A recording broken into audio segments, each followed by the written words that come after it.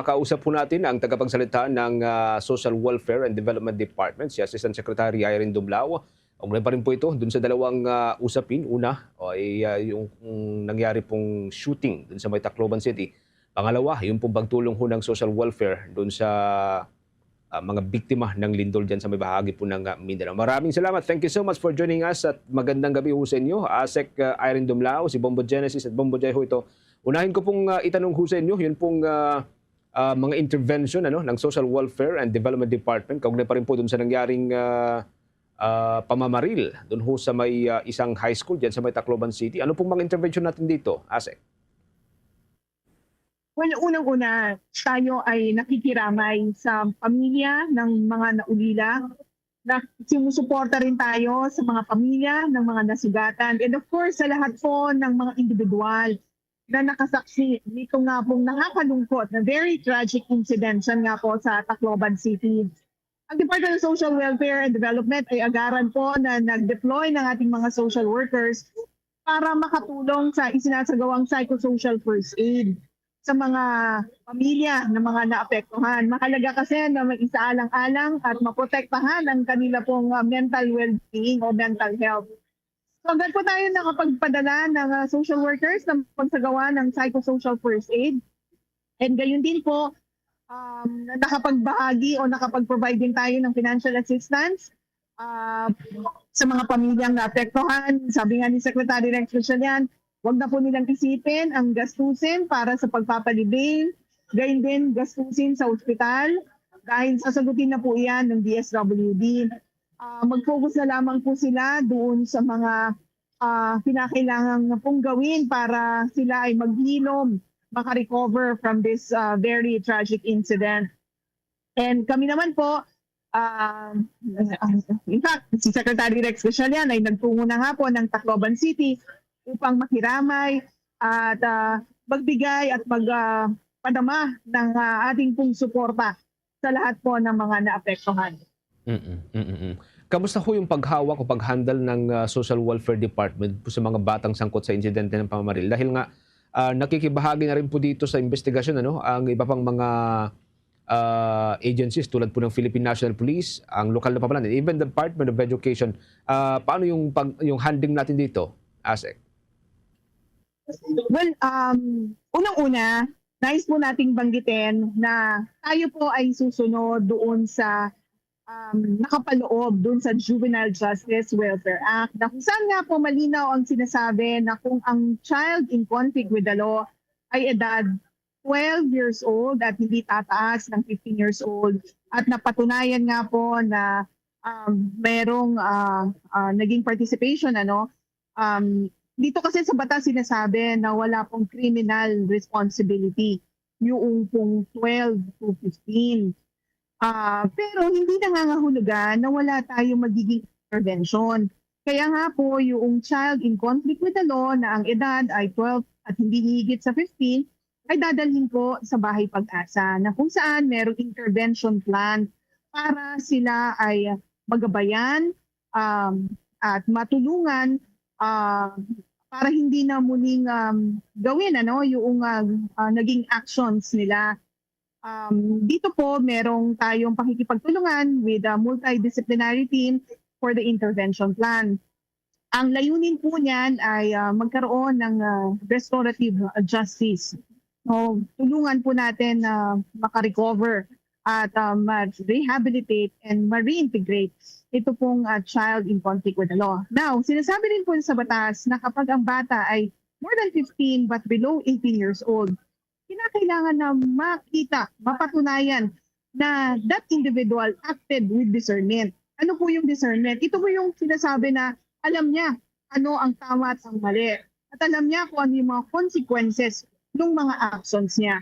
Now, if the court was able to prove na the individual acted with discernment, well, we don't want to preempt the ongoing investigation, but kung halimbawa po makapakita na he or she acted with discernment, siya po ay i-commit sa Regional Center for Regional Rehabilitation Center for the Youth na kung saan nga po meron tayong tinatawag na diversion program.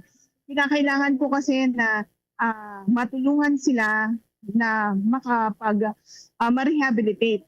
Dito po, may court designated representative na mag-a-assess, magmo-monitor para makita kung meron bang remorse o pagsisisi, meron bang pagbabago dun sa behavior ng individual, siya ba ay naging effective ba yung diversion program. But otherwise, kung halimbawa makita na wala pong pagbabago, when he reaches the age of 18, pwede na siyang i-commit doon sa regular penal facility. But of course, mahalaga yung sinasabi ko na yung assessment and monitoring nung pong multidisciplinary team. Okay. Bumujay with your follow-up kay Asek. Asek, angkop pa ho ba yung edad na 15 years old with discernment bago mapatawan ng disciplinary actions? O kailangan na ba talagang ibaba ito sa 12 years old? Makikibahagi rin ba kayo sa mga diskusyon sa Kongreso para sa posibleng pag-amyenda nito? Alam niyo po, ang DSWD, bukas naman po tayo sa usapin, sa diskurso, hinggil sa mga panukala na amyendahan yung Juvenile Justice Welfare Act. Bukas tayo at titiyakin natin na magpa-participate tayo in all these courses. We will also present yung pong ating mga findings, accomplishments, dahil ang Juvenile Justice Welfare Council is an attached agency of the department. Kaya titiyakin natin that we will be present in all discourses regarding this matter. Kasi ang pinakalayunin din natin, of course, ay tiyakin na ito pong mga children in conflict with the law ay magabayan natin ng tama, mahubog at matiyak na sila ay mailayo sa anumang uri ng karahasan, nang sa gayon sila ay maging active members of our nation, mag-participate din sila sa nation building. And of course, gusto ko rin idagdag, yun, kasama po ang Juvenile Justice and Welfare Council, tinitiyak natin na kung ano man po yung sinasaad ng batas ay maayos nating na-implement together with other government agencies. Right now, we're also focused on strengthening the implementation of the parenting effectiveness sessions. Gayon din yung family development sessions natin for 4Ps beneficiaries kasi naniniwala po tayo doon sa mga preventive actions or preventive measures. Mahalagang paigtingin natin ang family relations, paigtingin yung pag-perform ng mga magulang ng kanilang parental responsibilities nang sa gayon magabayan nila ng husto at tama yung kanila pong mga anak. Naniniwala tayo that it takes a village to raise a child. So dapat po tulong-tulong ang bawat miyembro ng komunidad sa pagtitiyak na yung ating pong mga kabataan ay nailalayo from all forms of risk.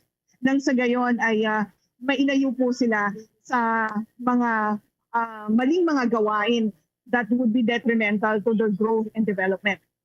Okay. Sa ibang usapin naman po, Asek, kumusta naman po yung pagtugon natin sa Mindanao Killer Quake? Hapon, we went to Balut Island. Nagtungo rin tayo sa Jose Abad Santos sa Davao Occidental. Nagtungo rin tayo sa Glan Sarangani and of course, yes, dito sa General Santos para umpisahan na nga yung pamamahagi ng emergency cash transfer. Itong emergency cash transfer is an adaptive strategy that bridges the gap between immediate disaster response and early recovery. Kasi alam natin na hindi po nilalaman hindi lahat ng pangangailangan ng pamilyang apektado ng isang kalamidad ay nilalaman po ng isang family food pack. That's the reason why nagpo-provide din tayo ng cash transfers o tulong pinansyal nang sa gayon, mabili rin po ng mga pamilyang apektado ng kalamidad ang iba pa nilang mga pangangailangan. Halimbawa, gamot, pagkain, gamit ng mga bata, and of course, mga kagamitan na maaari nila pong magamit sa pagsasaayos ng kanila pong mga nasirang mga tahanan. So, in Balut Island, ang target beneficiaries natin ay more than 7,000 families. In Jose Abad Santos, more than 22,000 families. Sa Glan Sarangani naman po, more than 8,000 families. And then in General Santos, more than 5,000 families.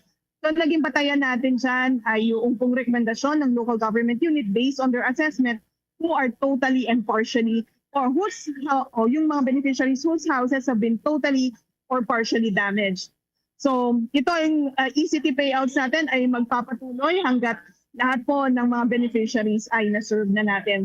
But apart from that, of course, we've already provided food packs and non-food items. Naka-deploy ang ating mga mobile kitchens, gayon din ang ating mga mobile command centers para patuloy at masustain natin yung ongoing humanitarian assistance and disaster response operations.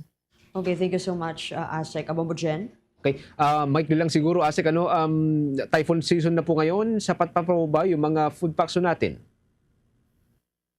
Well, right now we have more than 4.7 million family food packs prepositioned nationwide.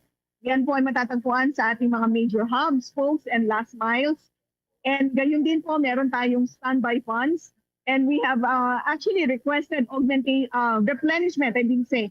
Nag-request na po tayo ng replenishment ng Quick Response Fund mula sa Department of Budget and Management para matiyak na magpapatuloy yung pagtulong natin sa mga kababayan natin na maaaring naapektuhan at maaari pang maapektuhan ng iba't ibang mga kalamidad sa ating bansa.